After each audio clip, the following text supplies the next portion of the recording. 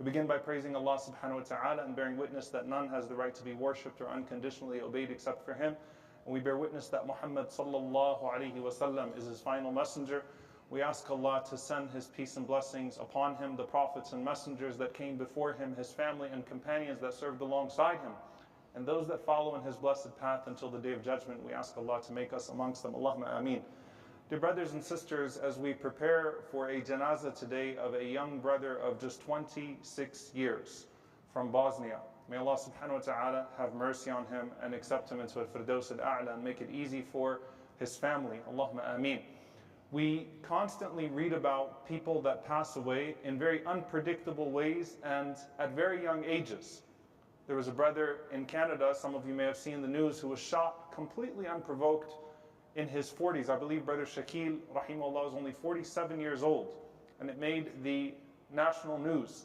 And he leaves behind a wife and 2 young daughters. May Allah subhanahu wa ta'ala make it easy for them all. Allahumma ameen. You see people, these young ages, and I wanted to talk about something that's appropriate to the occasion, but also allows us to have something to grab onto and gives us a concept that shows up so frequently in the sunnah of the Prophet ﷺ, but is so often misapplied, and that is this concept of husn al-dhann billah. To expect well from Allah subhanahu wa ta'ala, to have good assumptions of your Lord, to expect the best from Him, to think only good thoughts about Him, to never attribute any evil to Him, and to connect yourself to that good expectation in a practical way that allows you to do good deeds every single day that you have in this very short lifetime that you have on this earth. And I begin with a story. Hayyan Abi Nadr, rahimahullah ta'ala, he says that one day I went out of my home to visit Yazid ibn al-Aswad, rahimahullah, while he was ill. So as I was on my way, Hayyan says, as I was on my way to visit Yazid ibn al-Aswad, I met another man on the way whose name was Wathila ibn al-Asqa'. And Wathila was also on his way to visit this man. So these 2 people are on their way to visit a man who is essentially dying due to his illness.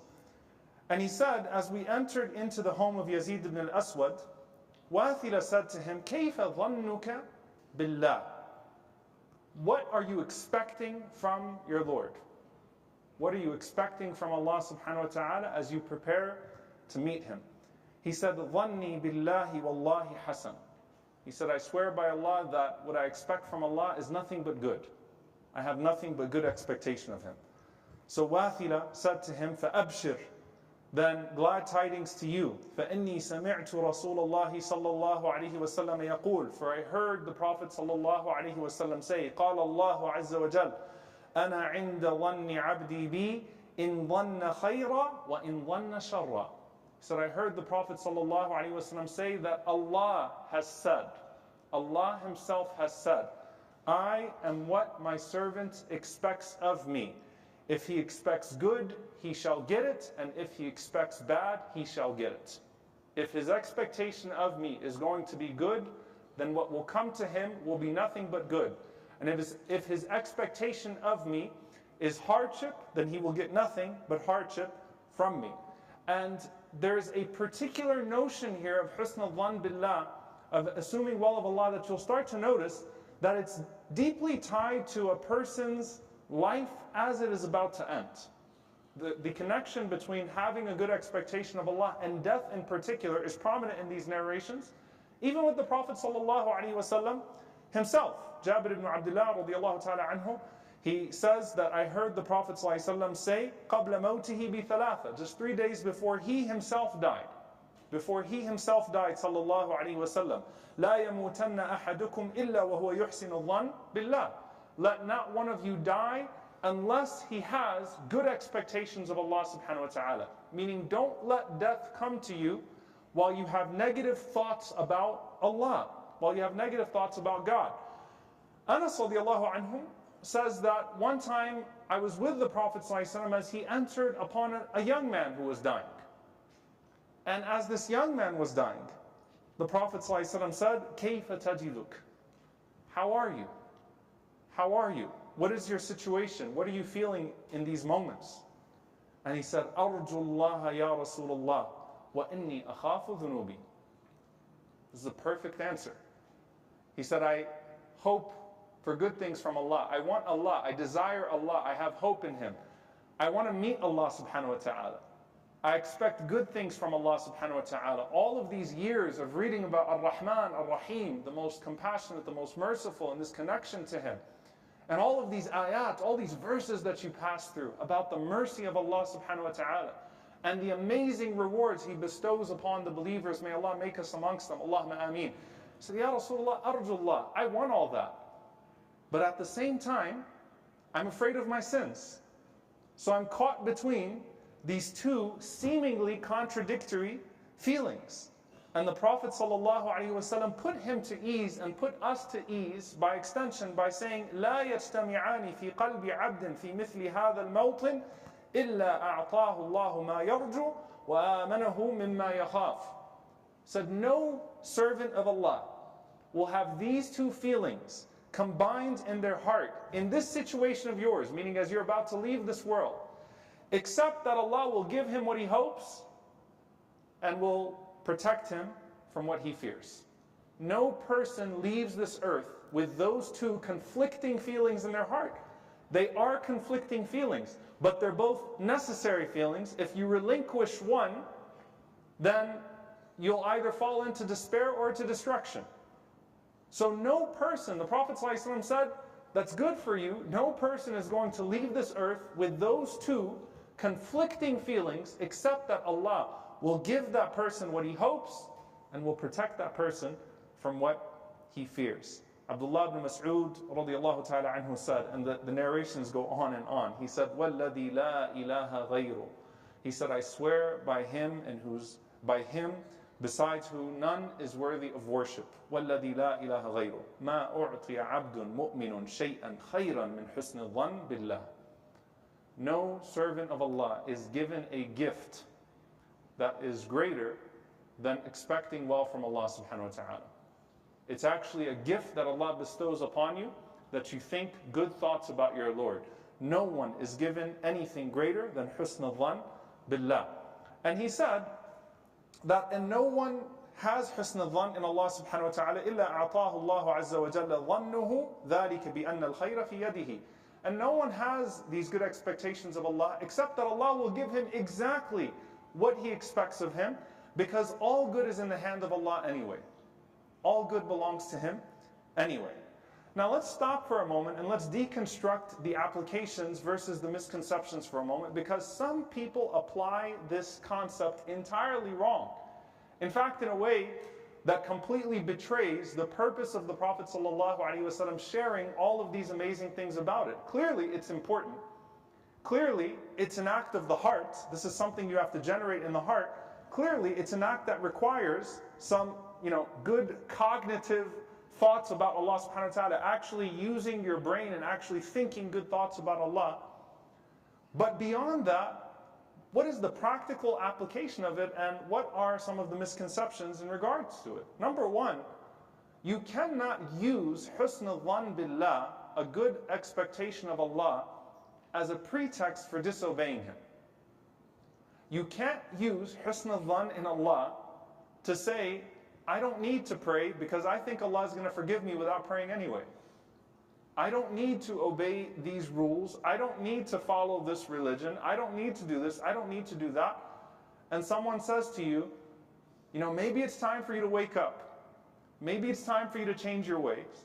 And by the way, all of us in this masjid and beyond have some obvious naqs, some obvious deficiency. Maybe it's important for you to take that next step in your journey. Whether that is a journey in something manifest of the religion, and something that we do, something that we wear, something that we act upon that has an outward manifestation, or an internal manifestation, or an obvious matter of the tongue, or something that we deal with. And a person says, look, Allah is Rahman Rahim. Allah is most merciful. I expect good from Allah subhanahu wa ta'ala. That is one of the most offensive things that you can express towards your Lord. You cannot ignore what He tells you about Himself in order to claim His protection. You can't ignore what He tells you about Himself. Allah has names, Allah has attributes. So you can't use the ambiguous to overcome the explicit. You can't use what He has told you about Himself to say that I know something else about Him. This is not what husn al-dhan in Allah subhanahu wa ta'ala is. You can't pretend His rules don't exist. You can't pretend the guidelines don't exist. And there's a simple way for you to know whether or not you're misusing this concept of husn al-dhan in Allah subhanahu wa ta'ala or not. If you say it, or if you express that good expectation of Allah while you are sinning as a means of settling yourself in that sin, then that is a false application of it. If you express that I have husn al-dhan in Allah while you are in the midst of a disobedience, while you are in the midst of a sin, as a means of settling yourself in that sin and becoming complacent with it, that husn al-dhan in Allah is a false husn al-dhan in Allah subhanahu wa ta'ala. So then what is it? Al-Qadi Iyad, rahimahullah ta'ala, he comments on the hadith, أَنَا عِنْدَ ظَنِّ عَبْدِي بِي, that I am what my servant expects of me. He says, مَعْنَاهُ بِالْغُفْرَانِ لَهُ إِذَا اسْتَغْفَرَنِي. That means that with forgiveness towards Him, if He seeks my forgiveness. وَالْقَبُولِ إِذَا تَابَ. And I will accept His repentance if He seeks repentance. وَالْإِجَابَ إِذَا دَعَانِي. And I will give Him if He calls upon me. وَالْكِفَايَ إِذَا اسْتَكْفَانِي.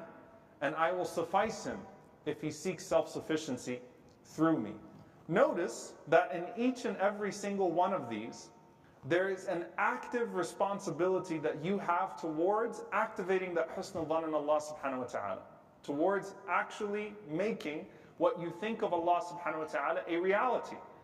So it's not while you're sinning that you say, you know, look, leave me alone, I'm comfortable this way, and Allah will forgive me inshaAllah ta'ala, let it go. No. It's, I've really messed up and I'm seeking to turn the page with Allah subhanahu wa ta'ala. I'm actually going to make these steps back towards Him, and I believe Allah will forgive me.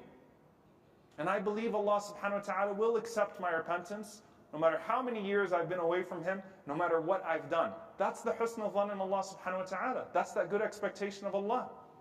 That brother or that sister that looks back on their life, and we see it all the time, when it comes to the jana'as, when it comes to the funerals, that's 60, 70, 80 years old even, and says, I haven't been praying my whole life, I haven't been doing these things my whole life. What's the point of even starting now?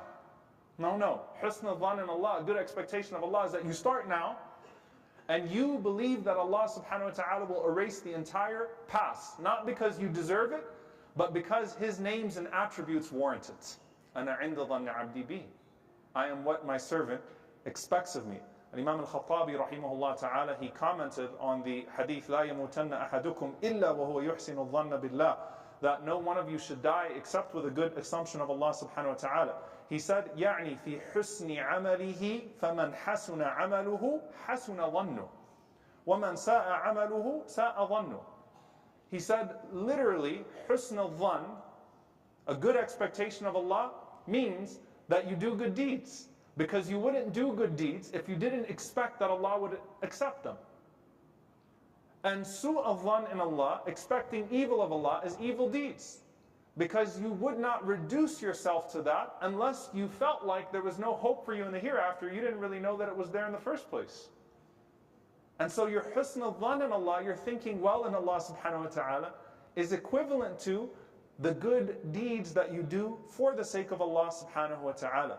And he goes on to say, if he has good assumptions, he will have good deeds. And there are numerous manifestations of this in the Quran. Don't think Allah gives you rules to burden you. يُرِيدُ اللَّهُ أَن يُخَفِّفَ عَنْكُمْ. Allah wishes to lighten your burden. يُرِيدُ اللَّهُ بِكُمُ الْيُسْرِ. Allah wants ease for you. So husn al-dhan in Allah, a good expectation of Allah, is that Allah did not give us random rules and random legislation. Everything that Allah subhanahu wa ta'ala gave us is for our own good, to lighten the burden. Don't think that Allah subhanahu wa ta'ala wants to punish you. Sometimes you might get caught up in that you know what, I'm doomed. Allah subhanahu wa ta'ala has certainly destined me for punishment. That's why I can't overcome this. مَا يَفْعَلُ اللَّهُ بِعَذَابِكُمْ إِن شَكَرْتُمْ وَأَمَنْتُمْ. What good does Allah have in punishing you when you are grateful and when you believe? Don't think Allah does not want to answer your dua. When Allah says, وَقَالَ رَبُّكُمْ udu'uni astajib lakum, when your Lord says, Call upon me, I will answer you. It might not be exactly how you want it, and it might not be in the time frame that you want, but don't think that Allah delays you because Allah likes to see you broken and desperate and getting sad. Allah doesn't like to see that from you. It's for your own good. So don't think bad thoughts of your Lord when you make dua to Him. Don't think that Allah does not want to forgive you. Wallahu yuridu an yatub alaykum. And Allah says in the Quran, Allah wants to accept your repentance.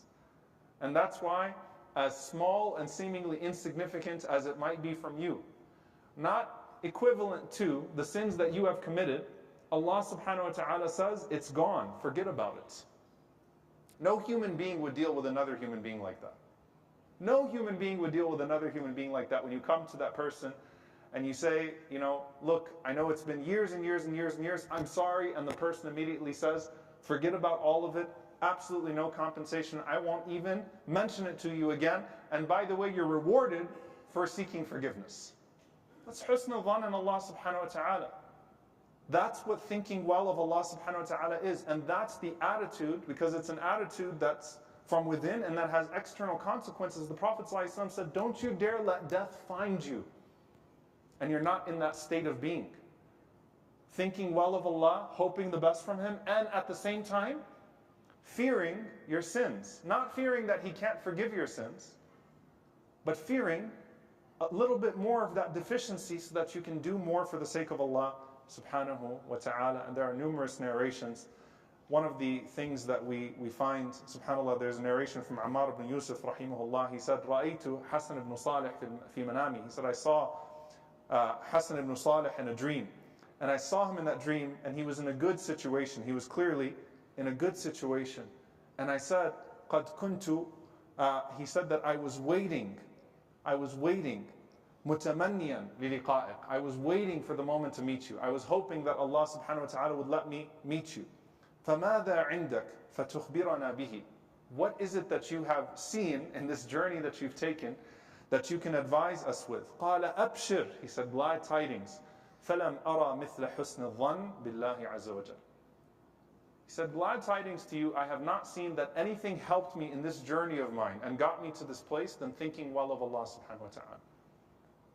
That you seek Allah's forgiveness and you know that Allah will forgive you. That you turn your life around and you know that Allah subhanahu wa ta'ala will facilitate you towards a good afterlife. That you call upon Him and you know that He answers you. That you come across His legislation and you know that it's for the good of you. That you always think positive thoughts about Allah subhanahu wa ta'ala and you never let shaitan pollute your head and start thinking negative thoughts about Him subhanahu wa ta'ala to where you say, what's the point of all this stuff? What's the point of all this stuff? The point is, dear brothers and sisters, that today we bury a 26-year-old man. And we don't know which of us is next. And the Prophet ﷺ said, don't meet Allah with a negative thought about Him. We ask Allah subhanahu wa ta'ala to make us amongst those that think only good of Him and that are always doing good for Him. We ask Allah subhanahu wa ta'ala to protect us from evil thoughts about Him and from evil deeds from ourselves. Allahumma ameen. أقول قولي هذا واستغفر الله لي ولكم ولسائر المسلمين فاستغفروا إنه هو الغفور الرحيم.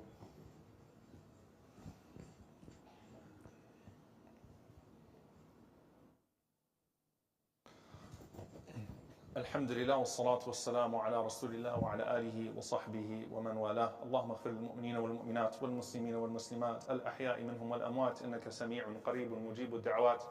اللهم اغفر لنا وارحمنا واعف عنا ولا تعذبنا. ربنا ظلمنا أنفسنا وإن لم تغفر لنا وترحمنا لنكونن من الخاسرين. اللهم إنك عفو تحب العفو فاعف عنا. اللهم اغفر لوالدينا رب ارحمهما كما ربونا صغارا. ربنا هب لنا من أزواجنا وذرياتنا قرة أعين واجعلنا للمتقين إماما. اللهم انصر إخواننا المستضعفين في مشارق الأرض ومغاربها. اللهم أهلك الظالمين بالظالمين وأخرجنا وإخواننا من بينهم سالمين. عباد الله إن الله يأمر بالعدل والإحسان وإيتاء ذي القربى وينهى عن الفحشاء والمنكر والبغي يعظكم لعلكم تذكرون. فاذكروا الله يذكركم واشكروه على نعمائه يزد لكم ولذكر الله أكبر والله يعلم ما تصنعون. وأقم الصلاة.